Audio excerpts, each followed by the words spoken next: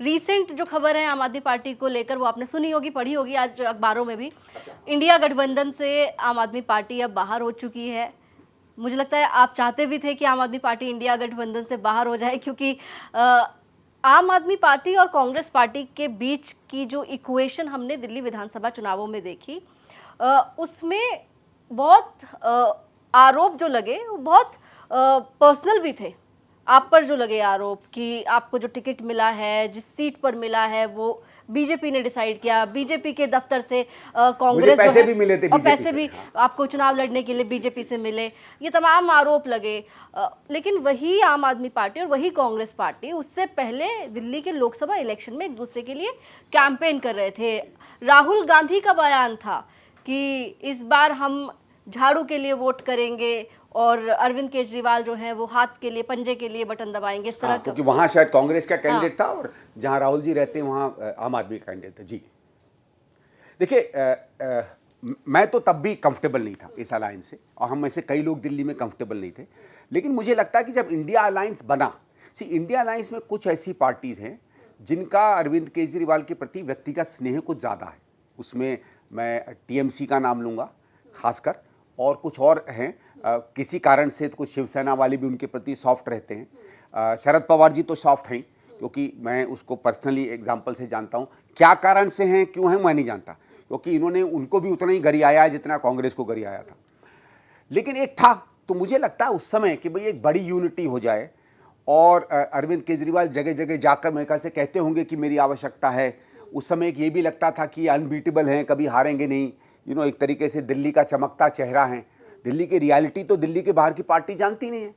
तो उनकी तरफ से जो प्रेशर था कि भाई इससे एक अलायंस बनाया जाए, इसीलिए आप देखिए, क्योंकि दिल्ली में उस समय हमारा उतना हाई स्टेक नहीं था, हम तीसरे नंबर की थे, बल्कि कुछ खास था नहीं, तो दिल्ली में अलायंस हो गया। पंजाब में हमारा यूनिट बहुत क्लियर था कि इसके साथ हम अलायंस करेंगे तो हमारा नुकसान होगा, और वो प्रूव भी हुआ।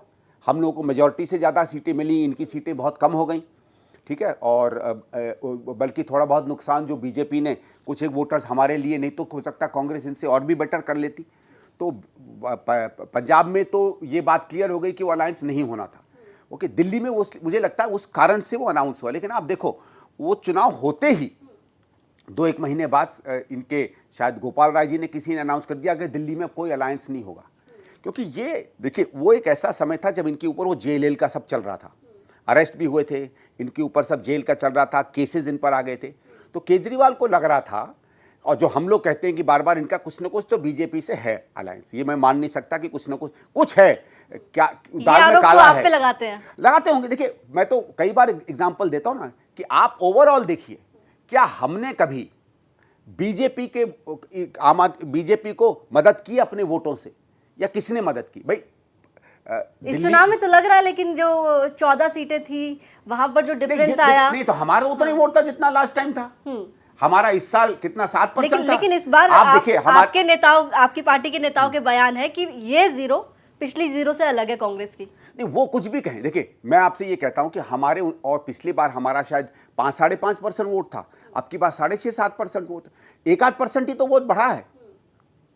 1-8% वोट हमारा बढ़ जाता तो आप क्यों हार गए? लेकिन कांग्रेस तो पीठ थपथपा रही है ना कि आम आदमी पार्टी को हराने में कांग्रेस का रोल है। हमने एजेंडा बनाया है, that is what we are saying, और वो हमारी जिम्मेवारी है ना, एजेंडा बनाना। आप मिसगवर्न करोगे, ठीक है, तो क्यों नहीं एजेंडा बनाएंगे? और आप 9 साल के बाद भी आप कह रहे थे कि कांग्रेस की भ्रष्ट सरकार, क्यों नहीं कहा भाई? मैं तो ये कहता हूं कि आप जेल गए, हम आए आपके समर्थन में, हमने ये नहीं कहा कि आप निर्दोष हैं, हमने कहा आप पे जो कार्रवाई हो वो अगर दोषी ठहराएगी तब आप दोषी ठहरेंगे। आपने तो 15 साल की सरकार के बाद 10 साल कुछ नहीं कर पाए। आप तो आज भी शीला दीक्षित को भ्रष्ट कहते हो, आप तो आज भी सोनिया गांधी पर इल्जाम लगाते हो। आपको याद है, इन्होंने एक पोस्टर निकाला था जिसमें भ्रष्टतम लोगों की सूची में राहुल गांधी का नाम दिया था।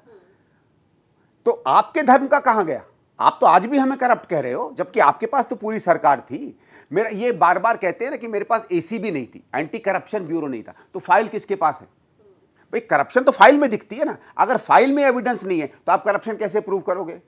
फाइलें आपके पास, सारे प्रोजेक्ट के टेंडर्स आपके पास, किसको टेंडर्स मिले वो आपके पास, निकाल लेते ना। आपको तो याद है, हर मिनट पे ये कागज फहराया करते थे, और वो तो अखबार की सेटिंग फैलाया करते थे, तो फाइल से निकाल के वेव करते। अगर आपको आपने लोकायुक्त, आपने पूरा देश को लोकपाल के नाम पर बेवकूफ़ बनाया कि उससे ही भ्रष्टाचार हटेगा। दिल्ली में लोकायुक्त है, सरकार लोकायुक्त को फाइल भेज देता। अगर एसीबी बीजेपी के साथ थी तो लोकायुक्त तो आपका अपॉइंटेड होता है, आप दिल्ली हाईकोर्ट में फाइल भेज देते ना। मैं आपको एक एग्जांपल बताता हूं कितनी पावर होती है एक चिट्ठी की। मैं तो कुछ नहीं हूं। आज 2012-13 में जब कोल का सीएजी आई थी और कोल का हंगामा चल रहा था, तो मैंने एक बतौर एमपी के कुछ एमपीज को बुलाकर मैंने को साइन करवाया। मैंने सेंट्रल विजिलेंस कमीशन को एक चिट्ठी लिखी और ये कहा कि 2004 के पहले के जितने भी कोल एलिगेशंस हैं उनमें महान भ्रष्टाचार देखा गया है, रिपोर्ट में भी लिखा है, उस पर इंक्वायरी नहीं हो रही, उस पर इंक्वायरी हो। सीवीसी ने मेरी चिट्ठी को सीबीआई पे भेजा। आज मेरी चिट्ठी पे 2004 की पहले की अलॉटमेंट्स में 20 या 21 एफआईआर हुए और केस चल रहे हैं। आप भी भेज देते, क्यों नहीं भेज पाए? तो मेरा ये कि क्योंकि इन्होंने केवल वो ढकोसला बनाया। तो हमारा ये रहता है कि आपने तो हर बार झूठ बोला, आपने तो 2000 ये पिछले इलेक्शन में जैसे ही खत्म हुए उसके बाद फिर उस धर्म को छोड़ दिया। तो इसलिए कांग्रेस का ये कहना कि हमारे कारण हारे, हाँ हमको लगा कि आपने दिल्ली बर्बाद की, हम आपके खिलाफ मुद्दे बनाएंगे, हम आपके खिलाफ कैंपेन खड़ा करेंगे और उस कैंपेन के कारण लोग आपके खिलाफ वोट देने लगे। हमें ना दें, बीजेपी को दे दें क्योंकि शायद हमको सीरियसली नहीं लिया। तो ये तो हमारी तो कोई इसके लिए जवाबदेही नहीं है ना। आप हमारे गुट की पार्टी तो नहीं है, आपने कभी तारीफ की पार्टी की। तो मेरा ये कहना कि इसलिए ये कह देना कि कांग्रेस के कारण आप हारे, आप अपने कुकर्मों से हारे हैं। कांग्रेस के कारण आप फिर 2015 में क्यों नहीं हारे, 19 में क्यों नहीं हारे? हम तो तब भी आपके खिलाफ बोलते थे, या तब हम गलबैयां करके बैठे थे, तो तब भी हम तीखा बोलते थे। तो आप खुश हैं?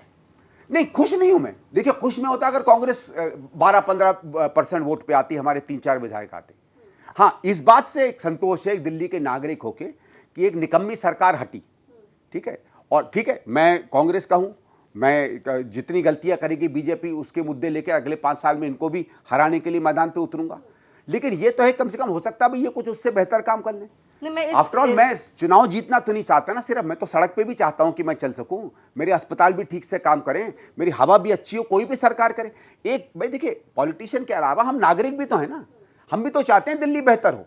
और क्या फर्क पड़ जाएगा रेखा गुप्ता ठीक करें कि केजरीवाल ठीक करे कि कांग्रेस का कोई ठीक करे? नहीं करेंगे, हम भी आड़े हाथ आपको लेंगे। तो एक उम्मीद भी होती है। तो ये कह देना कि मेरे में खुशी है, नहीं, हाँ संतोष है कि एक पार्टी जो झूठ के सहारे आई, जो 10 साल केवल झूठ बोलती रही, उसको फाइनली दिल्ली के लोगों ने माना कि नहीं, ये हमारे लिए रूल करने के लिए ठीक नहीं है, उसको हटाया। और ये जो आम आदमी पार्टी अब इंडिया अलायंस से बाहर हुई है, ये तो हम इंडिया अलायंस में कभी पूरी थी ही नहीं। ये तो जैसे मैंने कहा अपने स्वार्थ के लिए आई थी। ये उस समय जेल चले गए थे इसलिए इनको ज़रूरत थी। अब इनके सामने देखो कौन से चुनाव हैं, बिहार में इनको जाना है, बीजेपी की मदद करनी है, गुजरात में इनको जाना है। तो इसलिए अलायंस में कैसे रहेंगे? क्योंकि हो सकता है प्रेशर पड़े। वही ममता जी जो उनको समझती है कि बहुत बढ़िया आदमी हैं, एंटी बीजेपी हैं, उनके सामने ये अपना प्रो बीजेपी रूप कैसे दिखाएंगे? तो इनके लिए तो ये विवश है कि इनको हटना ही पड़ेगा अलायंस से। हो सकता है अगले एमपी लाइन में फिर आ जाए साथ में, ये तो कभी भी पैंतरा बदल सकते हैं, ऐसा कुछ नहीं है। ये तो सवेरे कुछ और शाम को कुछ, वो अपने हिंदी में कहते हैं ना, गंगा गए तो गंगानाथ, जमुना गए तो जमुना। अरविंद केजरीवाल के लिए क्या कांग्रेस बाहें फैलाए खड़ी है कि अरविंद केजरीवाल? नहीं, हम किसी के लिए बाहें फैलाए नहीं खड़े। देखिए, इंडिया अलायंस तो कांग्रेस ने बनाया था ना, ये आए थे इंडिया अलायंस में। ये कभी नहीं कहो कि हमने उनको बुलाया, उसके पास चॉइस थी ना नहीं आने की।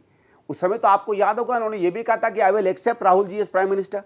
यहां तक कि उन्होंने कहा था कि अनाउंस करिए कैंडिडेट। आपको याद होगा 2 जनों ने राहुल जी के नाम पर कहा था कि आप अनाउंस करो, उसमें तो एक ये थे, और उसके आपने 3 महीने बाद उनका नाम भ्रष्ट लोगों की फहरिस्त में डाल दिया।